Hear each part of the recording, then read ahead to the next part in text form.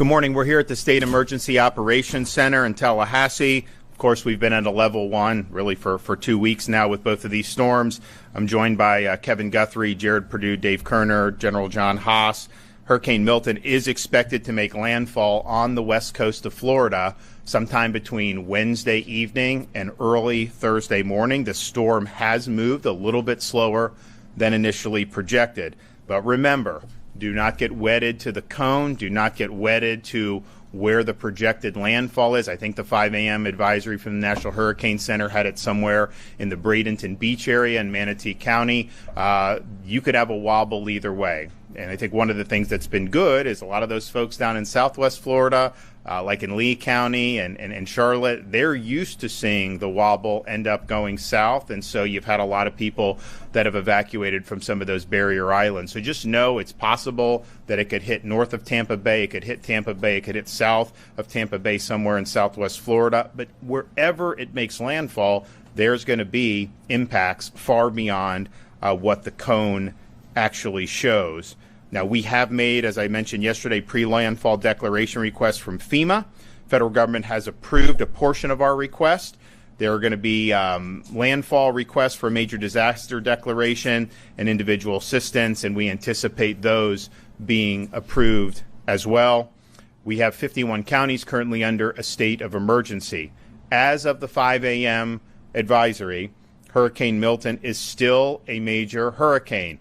It is no longer a Category 5, but it potentially could strengthen back to that as it makes its approach to the state of Florida. Maximum sustained winds are in excess of 150 miles an hour. Now, their forecasts do call for it to weaken before it gets to landfall, and maybe that's true. Let's hope it's true. Maybe it's not, but even if it does weaken, you're still looking at a major hurricane. It is going to have really, really significant impacts. Right now, it's located about 560 miles southwest of Tampa. Storm surge warning has been issued for the Florida Gulf Coast from mainland Monroe County northward to the Dixie-Levy County line, with storm surge watches in effect for Nassau County to Brevard Indian River County line, including the St. Johns River. 10 to 15 feet peak storm surge is forecast for the Pasco-Pinellas County line, all the way down into the area where you have Manatee and Sarasota. 5 to 10 peak storm surge is forecast from Yankeetown southward, and then from Englewood southward to Bonita Beach, including Charlotte Harbor. So that almost entire west coast of the Florida Peninsula has the potential to have really, really significant storm surge. And when you're talking about 10 to 15 feet, that's obviously major, but we saw what even 4 feet did with Hurricane Helene in some of these communities. And so this is something that's really, really significant.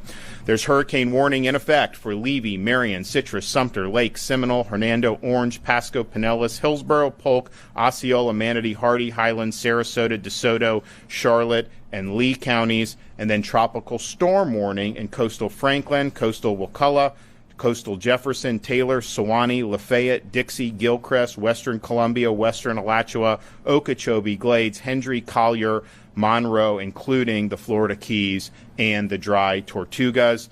We have a hurricane watch for Nassau, Duval, Clay, St. John's, Putnam, Flagler, Volusia, Brevard, Indian River, Okeechobee, Glades, Hendry, Collier, Dry Tortugas, and then a tropical storm watch inland Jefferson, Madison, Hamilton, Eastern Columbia, Baker, Union, Bradford, Eastern Alachua, St. Lucie, Martin, Palm Beach, Broward, and Miami-Dade. So basically, the entire peninsula portion of Florida is under some type of either a watch or a warning. The Florida Division of Emergency Management is actively addressing storm-related resource requests. We are currently fulfilling close to 1,000 missions to support our local communities. That includes everything from tiger dams and generators to staff support, as well as food and water and tarps. We've also deployed more than 11,000 feet of flood protection systems, and we're prioritizing critical infrastructure like hospitals, wastewater treatment facilities, and electrical infrastructure. We've also done things like generators to support special needs sheltering operations. Of course, Starlink Internet. All counties have access to Starlink Internet devices and can use those as they see fit. More than 350 ambulances and more than 30 paratransits are in operation. We also have another 144 in staging that can be used if the need arises. The state of Florida is amassing fuel reserves ahead of Milton and staging it to be utilized as needed. We have been dispatching fuel over the past 24 hours as gas stations have run out. So we currently have 268,000 gallons of diesel, 110,000 gallons of gasoline. Those numbers are less than what they were 24 hours ago because we've put a lot in. But we have an additional 1.2 million gallons of both diesel and gasoline that is currently en route to the state of Florida. Now, there is no fuel shortage. Fuel continues to arrive in the state of Florida by port and what we're doing to bring it in on the ground. But lines at gas stations have been long. Gas stations are running out quicker than they otherwise would. And so that is causing the state of Florida to help assist with the mission to be able to get fuel to the gas stations so that Floridians have access. So last night, 27 fuel trucks were escorted by the Florida Highway Patrol to deliver fuel to stations in the anticipated impact area. We're also working with fuel companies such as Racetrack, Wawa, Shell, and Walmart to ensure fuel trucks are working 24/7 to keep fuel delivered as it comes into our ports. Now, Port of Tampa, for example, our Gulf Coast ports are not going to be receiving ships at this point per the Coast Guard. They do have a lot of fuel that's on hand, and the dockside operations will be continuing. We are assuming, doesn't mean it's going to happen, but we are assuming that there's going to be significant damage to the Port of Tampa, so we're operating as if there's going to be a significant interruption in their ability to receive fuel, and Kevin and his team are actively working to get around that so that we have the ability to continue bringing fuel into the state subsequent to the impacts from the storm. You know, as we've been noting, we have taken on this debris mission to supplement the local governments in areas like Pinellas and Manatee, which saw a lot of debris left over for Hurricane Helene. Local officials, private contractors, continue the debris removal mission.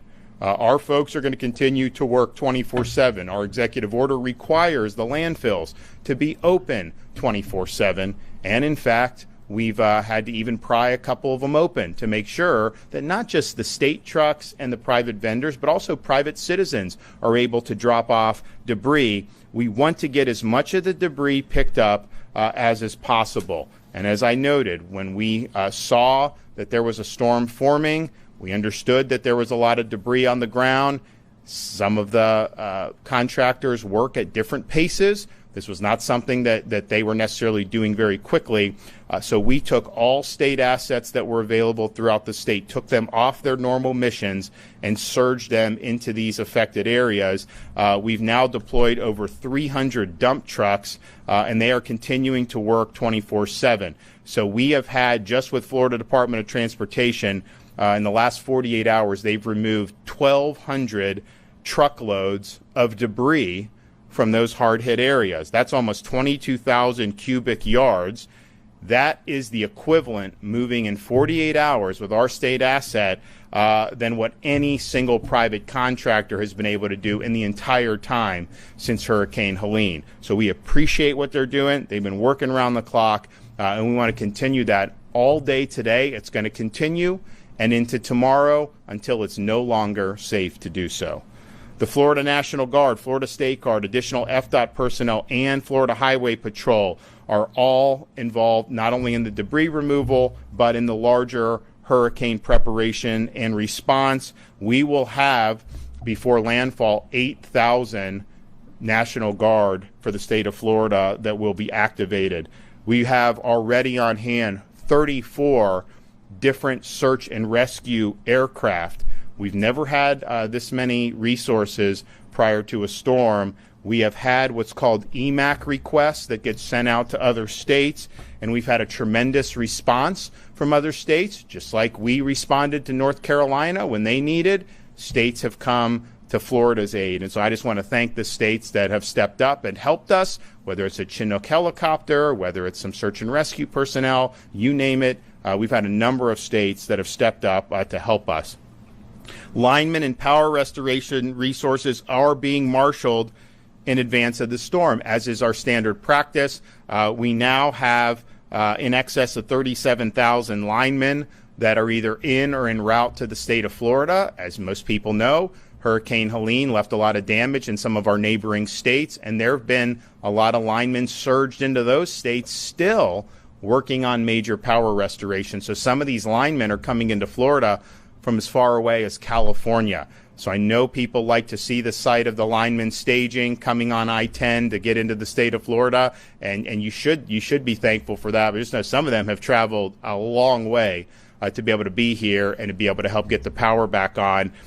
We are hoping that number ends up in excess of 40,000. So that'd be significantly more than what we had staged for Helene, which was a very rapid restoration. Of course, this storm could present much different challenges.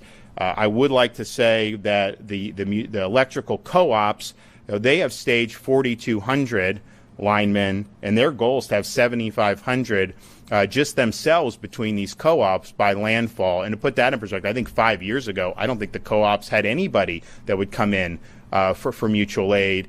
So they've really stepped up and done a good job. And obviously, FP&L's got a lot of people. Duke, I know TCO has some. I think they're probably going to do some more as well. But everybody is coming together to do what they can to be ready for this potentially very complicated power restoration mission subsequent to the landing of Hurricane Milton. The state of Florida has also assisted in the evacuation of 202 healthcare facilities that are in the potential path of the storm. And I want to thank everybody that's been involved in that very difficult set of circumstances when you're talking about evacuating people out of healthcare facilities. So as we prepare for Hurricane Milton, we are also mindful that we have a lot of Floridians that are still reeling from Hurricane Helene. That's why we launched the Florida Disaster Fund, so that Floridians and others could make donations so that that money can go to help with relief efforts for Helene. This is a private fund. The donations are tax deductible. We are opening it also for Hurricane Milton. After Hurricane Ian, for example, the Florida Disaster Fund raised and distributed over $63 million to help Floridians. This thing helped rebuild homes. It helped providing food and supplies. It helped to aid small businesses. It helped to supplement incomes for teachers and first responders who were having to go perform their duties while they were still suffering from the impacts of the storm. And I've directed Volunteer Florida to keep the fund activated. We want to continue to do what we can. So far, almost $4 million has been raised for the victims of Hurricane Helene. Thanks for everybody who's done it. We've had tremendous donations from Lennar, Wells Fargo, Walmart, and Publix, but we're accepting donations in any amount that you can do. So please, if you want to do that, you can go to floridadisasterfund.org, floridadisasterfund.org. You can also text disaster to 20222 if you want to donate via text message. So we are closing in on less than 48 hours away from the projected landfall of major Hurricane Milton. Now's the time to execute your plan. You do have time to get to a shelter. You have time to evacuate further than that if that's what you want, but that time is running out. As we get into Wednesday, there's no guarantee what the weather's going to be like starting Wednesday morning. You may have a window where it may be safe, but you may not. So use today as your day to finalize and execute the plan that is going to protect you and your family. Know your evacuation zone. I think, unfortunately, a lot of people are now quite familiar with their evacuation zone, given what we've gone through in recent weeks. But if you have questions about that, you can visit floridadisaster.org/know to determine if you live in an evacuation zone. And again, a lot of the places on the west coast of Florida that did receive significant storm surge for Hurricane Helene is projected to have even more storm surge from Hurricane Milton. Evacuations were in effect starting yesterday, and those are ongoing. Mandatory evacuations have been issued for portions of the following: Charlotte, Citrus, Collier, Hernando, Hillsborough, Lee, Manatee, Pasco, Pinellas, Sarasota, and Volusia counties. Of course, we suspended the tolls along the evacuation routes, and the Florida Department of Transportation has opened roadway shoulders as necessary to facilitate evacuations and ease congestion on both I-4 and I-75. Yesterday saw a lot of people on the road. Particularly, those are roads that on rush hour are very crowded anyways. It was about 150% more than what we would typically have on roads like I-75. That moves slow. The average was about 20 miles an hour. That resolved at about 1 a.m. Traffic resumed to normal flow, but we're already seeing traffic get heavier today, so just be prepared for that. FDOT is using all the resources to be able to create as much flow as possible, but there's an inordinate number of people that are on the road, knowing that it's going to be probably for most of today slower than normal. Just keep in mind, you do not have to get on the interstate and go far away. The shelters are open in all of these counties now. You can evacuate tens of miles. You do not have to evacuate hundreds of miles. Of course, it's your choice what you want to do, but there are options. And I know there's a lot of folks, particularly a lot of elderly, they may not want to get on the road on these interstates in normal circumstances, but certainly in circumstances where they're really going to be jammed. You do have options, and that is not something when you hear evacuate, don't think you've got to get on the interstate and outrun the storm. You can find safe places on higher ground, hunker down, and then be able to go back to your home when the storm passes. We also have emergency accommodation modules that are activated through Visit Florida, both Expedia and Priceline. If you want to access these modules, you can go to visitflorida.com/Priceline. And then Expedia.com/Florida. We've also worked with the Florida Restaurant and Lodging Association, and they are working with members to continue to offer reduced prices for hotel rooms on a distress rate for Floridians who are fleeing the storm, as well as waiving or reducing applicable pet fees. We have properties, the Rosen properties, Red Roof Inns, A-Lofts, La Quintas, Motel 6, Best Western, Holiday Inns. They're all on board to be able to do this and help Floridians when they're in need. So we appreciate you doing that. And again, having a storm that, it's projected to make landfall about 125 mile an hour winds, and look, maybe it's stronger than that. But the reality is, if it's in that Cat 3, Cat 4 range, if you are on higher ground, and particularly if you're inland, most of these structures in Florida are going to be able to handle it. You may lose power. There may be other issues. But as long as you're getting away from the storm surge, that's really the most important thing that you need to do. Florida's also partnered with Uber for Hurricane Milton evacuation, so you can get free rides to and from shelters in counties with active evacuation orders. They did this with Hurricane Helene. They're now doing it with Hurricane Milton. And so if you want a free ride to a shelter, you use the promo code Milton Relief, one word, Milton Relief. So thanks for Uber for stepping up and helping Floridians when they're in need. The following counties will close schools beginning Tuesday, October 8th. Brevard, Charlotte, Citrus, Collier, DeSoto, Glades, Hardy, Hendry, Hernando, Highlands, Hillsborough, Indian River, Lake, Lee, Levy, Manatee, Okeechobee, Osceola, Pasco, Pinellas, Polk, Sarasota, Seminole, St. Lucie, Sumter, and Volusia. I think some of them actually were closed yesterday too, but as of now, all of those counties have schools closed. There are 36 county-run shelters that are open and operating in counties that are in the path of the storm. Most of these big counties are going to have multiple locations where you can go to shelter. All counties have at least one pet-friendly shelter and at least one special needs shelters. We have not seen a major, even though we've seen a lot of evacuations, we have not seen a lot of folks going into the shelter yet. I think the total population is, a few thousand, Kevin, as of right now. So, and honestly, that's not unexpected, because if you're going to go to a shelter, why would you go 2 days before the storm? So I think people will likely be gravitating more to the shelters today and maybe even through tomorrow morning.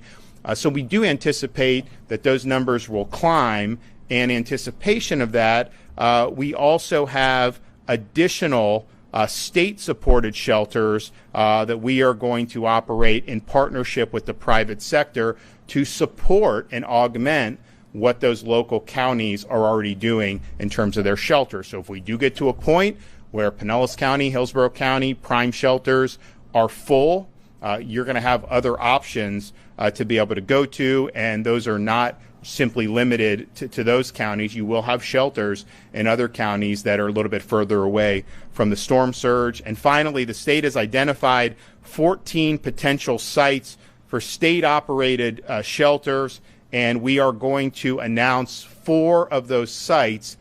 These are big, like Category 5 proof warehouse type things that can have thousands of people. I mean, they can do, how many thousands you think on some of those? One of our sites, we estimate about 10,000. Yeah, so I mean, we have one of the sites can do 10,000. Others will do multiple thousands. But these are designed to be a shelter of last resort. And so they are going to be adjacent to some of the evacuation routes. We're going to have some in Polk County, close to I-4, and then we're going to have some in Hillsborough and Pasco County, not too far from I-75 north. And so those will be announced. We're going to start with 4.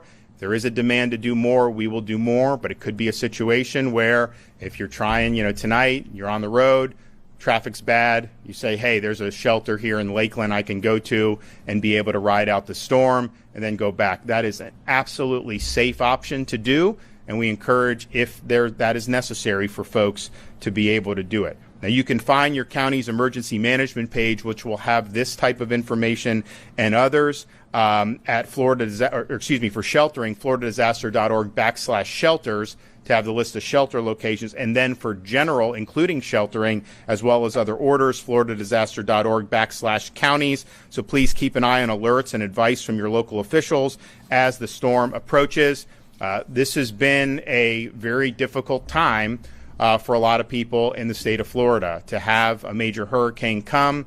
Not even 2 weeks ago that we got hit with Hurricane Helene is a very difficult thing to go through. We did have people lose homes. We had people lose very valued possessions. And unfortunately, we did experience loss of life. And so you never want to have to go through that again, but you certainly don't want to have to go through it on the heels of less than 2 weeks after getting hit by a Category 4 to potentially have another major hurricane that's going to impact some of the very same areas that saw significant storm surge. But here we are. I can tell you the folks back here at the state EOC, I mean, this has been going on now for a little bit more than 2 weeks in terms of our first state of emergency with Helene, working on the prep, working on the response, and now we're responding to Helene and preparing for Milton and going to have a really robust response for Milton. People have been working around the clock in the local communities. Our first responders, our law enforcement, they're staged, they're ready to go. Our National Guard, our State Guard, all these people, and some of the search and rescue who helped immediately after Helene, and then when that mission was no longer necessary, they went to do missions in North Carolina. Now they're back ready for a third round of potential search and rescue. So there's a lot of folks that have been working very hard, and I know our citizens go through. It's very frustrating to have your life interrupted and to potentially have your possessions in your home on the line. We can't control how strong or weak this storm will be when it hits the state of Florida. We can't control the path of the storm. The only thing that we can control is the decisions that are made on an individual level to be able to protect yourself or your family. We hope to have as minimal damage as possible, but looking at how big this storm is, there's going to be significant damage in different parts of Florida. And it's not just going to be with the surge. That will be probably the worst, but this storm is going to go through the peninsula as a hurricane. And you're going to have hurricane force winds on the east coast of Florida. So make the decisions now and execute your plan to be able to protect yourself and your family. No matter what property damage is done, we can rebuild homes, we can rebuild businesses, we can get people back on their feet, but only if they're safe and they survive the storm. We're not going to be able to bring people back who stay behind in 10 or 15 feet of storm surge. So you have time today. Time is running out, but you do have time today to make the decision to heed any evacuation orders and to do what you need to do to protect yourself and your family. So please take heed and do it now. Okay, Kevin Guthrie. Thank you, Governor, for your leadership and your support as always, and helping that we can ensure resources are ready to quickly deploy into communities. The State Emergency Response Team, as the Governor has mentioned, are working on nearly 1,000 missions. Some of those missions that are starting to come in are definitely post-landfall missions for points of distribution, food and water, and things of that nature. We will continue to fulfill these requests until it is no longer safe to do so. Life-threatening storm surge is expected along Florida's west coast. Storm surge values show areas could see upwards of 15 feet. Again, as I've said several times, the ceiling in this room we're in right now is 10 foot 8 inches. So another 5 feet above that. That is certainly not survivable. Counties have ordered mandatory evacuations all up and down Florida's west coast region, and I urge you to heed those warnings if you're in one of those zones. If you're unsure if you're in an evacuation zone, visit floridadisaster.org/know and enter your address to find out if you're in an evacuation zone. There are options to assist residents with evacuating. We have shuttle systems running today for residents in counties with evacuation orders. We also have our Lyft and Uber. Again, that is available by entering the code Milton Relief. You can find the schedule by visiting floridadisaster.org/updates. All of our evacuation assistance is there, to include our 1-800 number for shuttles. That number is 800-729-3413. Again, 729-3413, and that is for residents in any evacuation zones. Your local county is the best place for resources and information, and you can find their website at floridadisaster.org/counties. Please make sure that your supply kit has enough food and water for each household member to include your pets for at least 7 days. Don't forget to consider any pets and children as you continue to work towards your executing your plan. Power outages are expected. Want to make sure I say that again. Power outages are and will be expected. Right now is a good time to charge all of those electronic devices and backup charging sources. If you have a person with access or functional needs in your home, you should have registered by now with the Florida Special Needs Registry at floridadisaster.org/SNR, but you can continue to do that regardless if you've done it yet or not. Those who live in an evacuation zone and depend on medication or electricity to use medical devices, please listen to us right now and evacuate. The time to evacuate is now. If you lose power, you will not be able to charge those medical devices or use those medical devices, so please get to a place that has guaranteed electricity. The state has activated the State Assistance Information Line. Residents needing information and resources can call 1-800-342-3557, and we have operators there in English, Spanish, and Haitian Creole. Please know that that is a information line. It is not a helpline. If you call there and say, I need help with, they'll be able to give your information to somebody else. But again, that is a information line, general information. I know that the governor has alluded to the fact that he had a call with the President of the United States last night who asked if there's anything the federal government can do. So today I'm going to be writing a letter to FEMA and the administrator to ask for assistance. The assistance I'm going to be asking for is in the debris world. We know that we're going to continue to have major extreme debris issues after this disaster makes landfall. And what we want to do is be able to guarantee individuals, say from California, Texas, the Midwest, to come to Florida. If they're only guaranteed, say, $9 a cubic yard, there's not really an incentive for them to get on the road and travel 3 days across the country to get here at $9 a cubic yard. So what I'm going to be asking FEMA to do is let us have the flexibility to provide guaranteed daily rates for 30, 60, 90 days so that we can encourage and incentivize these haulers to come from across the country to help us get that debris picked up. If we can surge 1,000, 2,000, 3,000 haulers into the area, we've seen that with Jared as a best practice along with General Haas. We see what we can do in just a mere 48 hours with thousands of resources. So the thought process here is to ask FEMA for a waiver that will allow us to do guaranteed daily rates for a finite period of time, and we do believe that we'll be successful at getting those haulers to come in from around the country. Please make sure you look at floridadisaster.org for the latest updates. You can always follow us on X and Instagram at FLSERT, that's at Florida CERT, and Facebook at FDEM, as we share those updates in real time. Thank you again, Governor, for your commitment to the residents of the state of Florida and the division. Jared. Okay, thank you, Governor, for your continued leadership, and good morning. So we have been laser focused on the debris mission leading up to Hurricane Milton landfall. As you heard from the Governor, over the past 48 hours, we've removed over 1,200 loads of debris, which is over 21,000 cubic yards. That's truly remarkable what we've accomplished in 48 hours using our state assets, our state personnel. We have state employees that live within the projected cone that have been out there working around the clock to remove debris. This is an important mission. These efforts are supplementing the counties and local municipality efforts. It is still a local responsibility. Our expectation is that every municipality and county continue to pick up debris to mobilize every available resource, and that our debris vendors and contractors in the state, through those locals, mobilize every available resource and operate 24/7 until it is no longer safe to do so.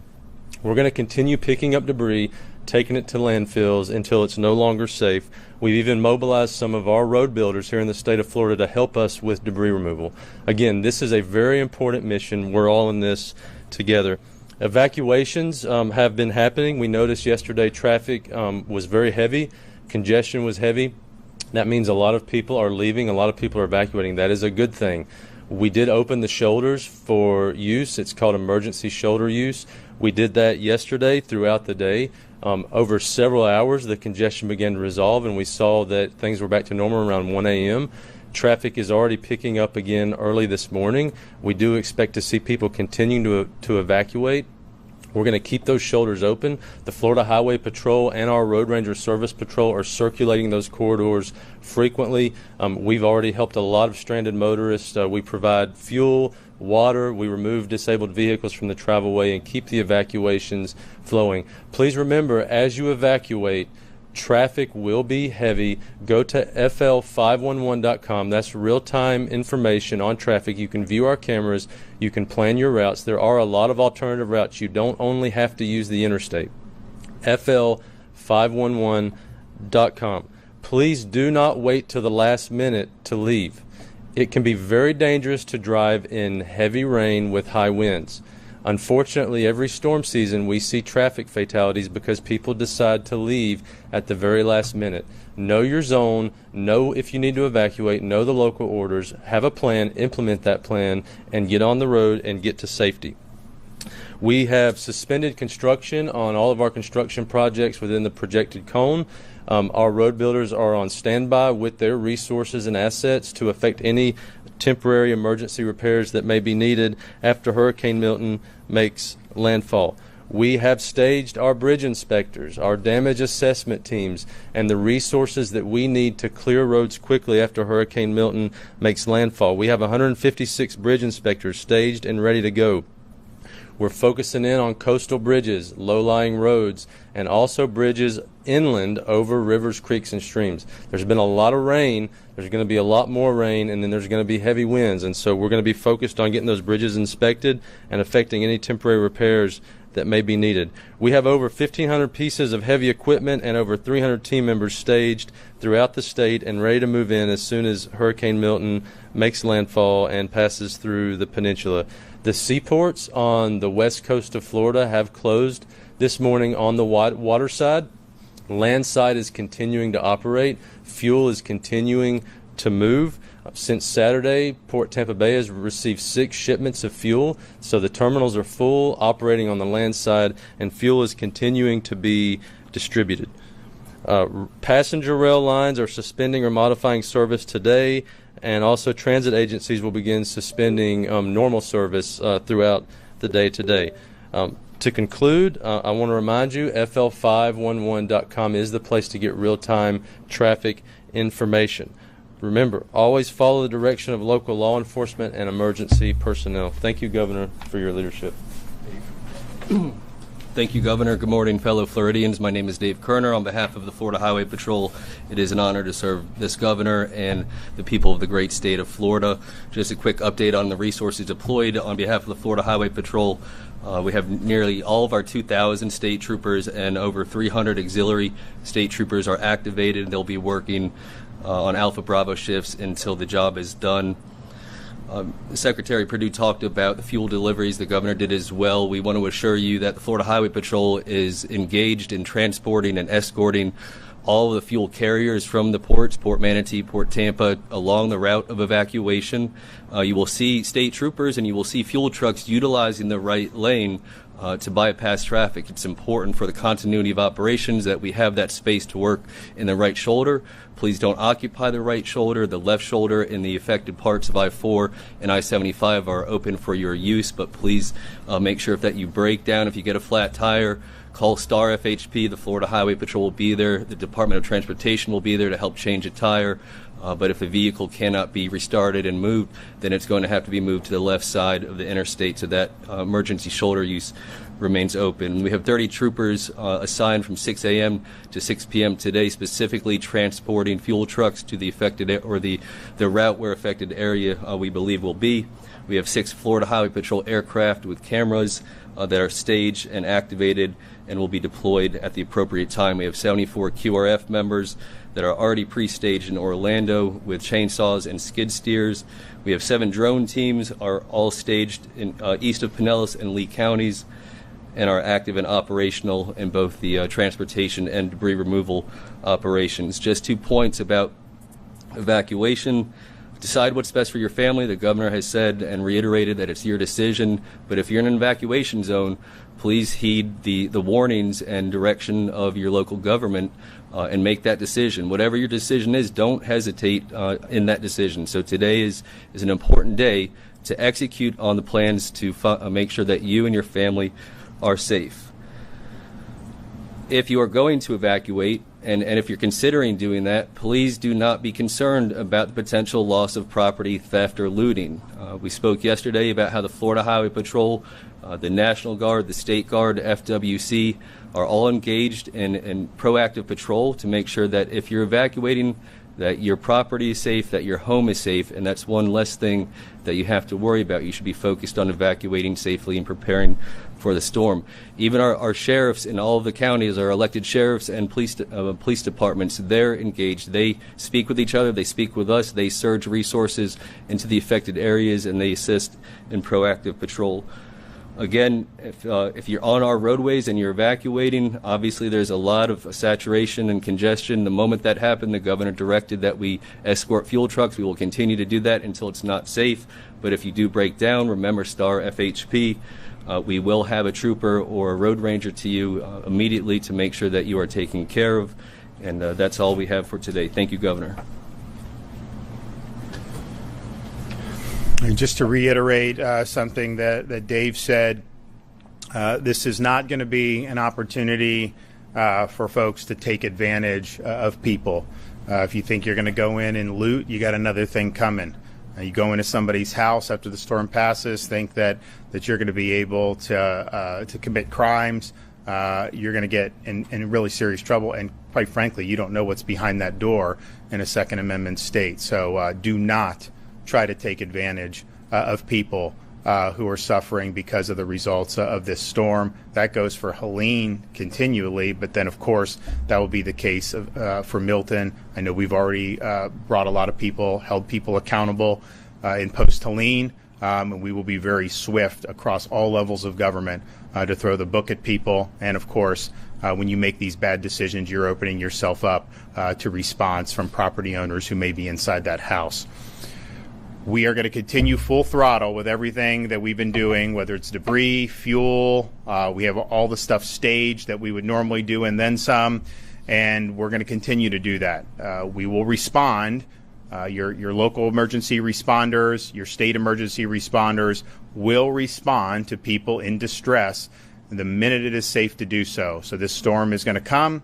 It will move through the state of Florida. As soon as you can get into those areas, we will have that. And we have all the assets. We have air assets, as I mentioned, more search and rescue air assets than we've ever amassed before a storm. We have our water assets with FHP high water vehicles, our FWC boat teams, and of course we have State Guard Special Missions Unit and up to 8,000 National Guardsmen that will be ready to go. And we will do that. But now's the time where you have the ability to make the decisions necessary to keep yourself and your family safe. We urge you to execute your plan now. Let's prepare for the worst, and let's pray that we get a weakening and hope for the least amount of damage as possible. But we must be prepared for a major, major impact to the west coast of Florida. You finally had a chance to speak with the president. What did you guys talk about? I know Director Guthrie already kind of alluded to some of that. Well, what I said yesterday is everything that we've asked for, the administration has approved. There's not anything that we've asked for that they haven't. If there's something that comes up, I said I would not hesitate to get on the phone and call and ask directly on behalf of the people of Florida. My job is to use all the levers available to me as governor to be able to help prepare and respond to this storm.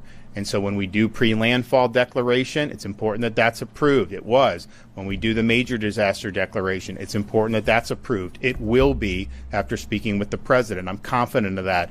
We are also utilizing the urban search and rescue teams, which a lot of those people are in Florida anyways, but they're mobilized under the DHS banner. That's great. Hopefully we don't need them, but we're assuming that we do. So we have what we need. The president said if there's something else you need, call or send a letter. So Kevin's going to send the letter on this debris issue. We've seen there is going to be a need to have a lot of these contractors come in, and you're going to have to see these local governments and the counties and the municipalities. They're going to have to do more contracts most likely, and there aren't that many. There's not enough available. And so why would you come from Arizona or California under the current incentives? So Kevin, I think this is smart to say, why don't we change those incentives to be able to get more people to come so that this debris mission can be conducted as quickly as possible. You saw what we've been able to do in the 48 hours when you really have a 24/7 sense of urgency. Now, most times after a storm, you don't have another storm on the back end. These things tend to take months and months to be able to do. And, maybe this is just something that will take some time no matter what you do, but I think it could be done quicker. And I think this, Kevin's idea would be good. So we hope that we will get a positive response from that. But we are utilizing all resources available. We're pulling every lever we can to get support here in the state of Florida. We're doing everything we can to support our local first responders and our local communities as they are really, this is a bottom-up thing when you talk about hurricane response, as they go through their evacuations, their shelter operations, and they will be, of course, on the tip of the spear for search and rescue in addition to what the state is doing. So we're doing that. We appreciate the approvals that we've gotten. We will not hesitate to ask for more if the need arises.